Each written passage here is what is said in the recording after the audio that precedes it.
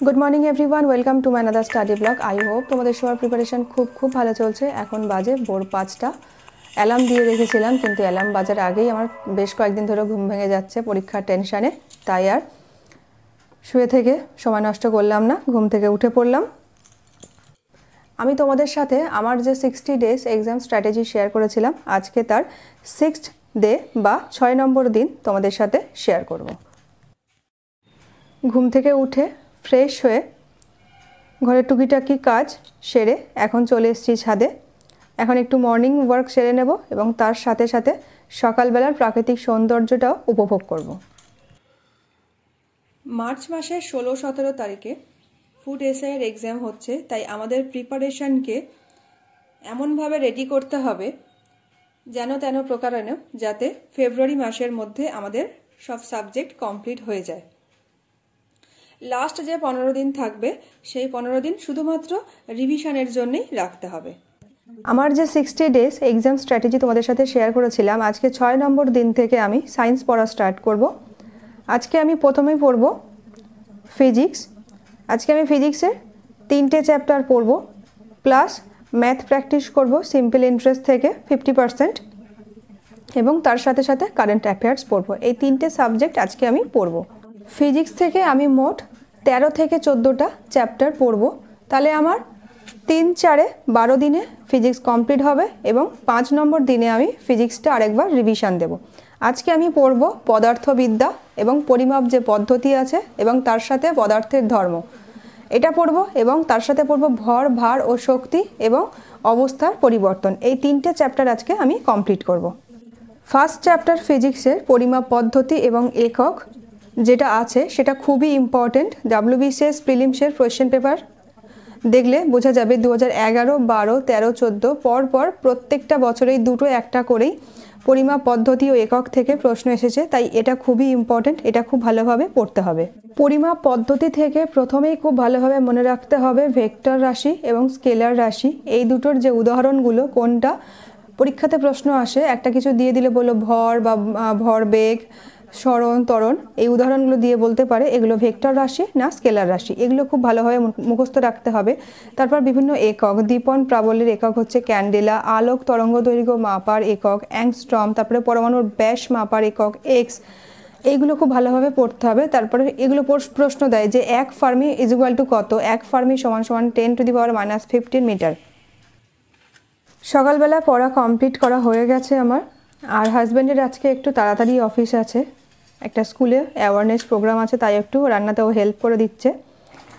রান্না বসিয়ে দিয়েছি, হাজব্যান্ড খুবই হেল্পফুল। ও সবজি টবজি কেটে এখন রেডি করে দেয়, যেহেতু ওর এখন সামনে কোনো এক্সাম নেই। ও পরপর 2বার WBCS মেন্স দিল, প্রিলিও দিল। এখন ও একটু চাপলেস আছে, তাই আমাকে খুবই হেল্প করছে বিভিন্ন কাজে, আর আমি একটু পরীক্ষার জন্য পড়ছি। রান্না সেরে স্নান করে পুজো দিয়ে খেয়ে এখন আবার পড়তে বসেছে। এখন আমি প্রথমেই পড়ব পদার্থের ধর্ম। পদার্থের যে সমস্ত CGS, FPS, SI এককগুলো আছে সেগুলো এখন পড়ে নেব। এগুলো খুবই ইম্পর্টেন্ট, পরীক্ষাতে আসে। যেরকম CGS পদ্ধতিতে ঘাতের একক ডাইন, SI পদ্ধতিতে বায়ুমণ্ডলের চাপ পরিমাপের একক বার। তোমরা এই পদার্থের হচ্ছে CGS, FPS, SI পদ্ধতির এককগুলো একটু পড়ে নিও, এগুলো খুবই ইম্পর্টেন্ট পরীক্ষার জন্য। পরিমাপ পদ্ধতি এবং পদার্থের ধর্ম, এই দুটো টপিক পড়ার পর এখন আমি পড়ব বস্তুর ভর, ভার এবং শক্তি। প্রথমেই আমাদের জানতে হবে হচ্ছে ভর স্কেলার রাশি না ভেক্টর রাশি। ভর হচ্ছে ভেক্টর রাশি। তারপর CGS পদ্ধতি বা SI পদ্ধতিতে ভরের একক। তারপর অভিকর্ষ ত্বরণ বা G এর মান কত, CGS পদ্ধতিতে 981 সেমি পার সেকেন্ড স্কোয়ার এবং SI পদ্ধতিতে 9.81 মিটার পার সেকেন্ড স্কোয়ার। এই হচ্ছে CGS বা SI, এই G এর মান দুটো আলাদা আলাদা করে মনে রাখতে হবে, এগুলো পরীক্ষাতে দেয়, এগুলো খুবই ইম্পর্টেন্ট। তারপর কিছু ভর, ভার ও শক্তি থেকে ডিটেলসে পড়তে হবে এবং শক্তিটা একটু ভালোভাবে পড়তে হবে। এখান থেকে এই অভিকর্ষজ মান বা G এর মানটা পরীক্ষাতে আসতে পারে।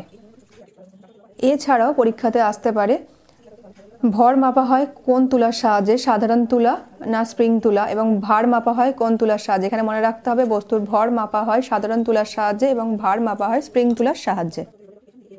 ফিজিক্স থেকে ভর, ভার এবং শক্তি পড়ার পর এখন আমি পড়ব অবস্থার পরিবর্তন থেকে শক্তির রূপান্তর, এইগুলো উদাহরণ দিয়ে খুব ভালোভাবে মনে রাখতে হবে। এখান থেকে প্রশ্ন আসতে পারে, যেরকম হাত ঘষা, চুরিতে শান দেওয়া, এগুলো কিসের কোন শক্তির রূপান্তর? এগুলো যান্ত্রিক শক্তি যে তাপ শক্তিতে রূপান্তরিত হয়। তারপরে হাতুড়ির পেটানোর শব্দ, এগুলো কিসের রূপান্তর? এটা হচ্ছে যান্ত্রিক শক্তি, হচ্ছে শব্দ শক্তির রূপান্তর। টেলিফোন রিসিভার, শব্দ শক্তি তড়িৎ শক্তিতে রূপান্তর।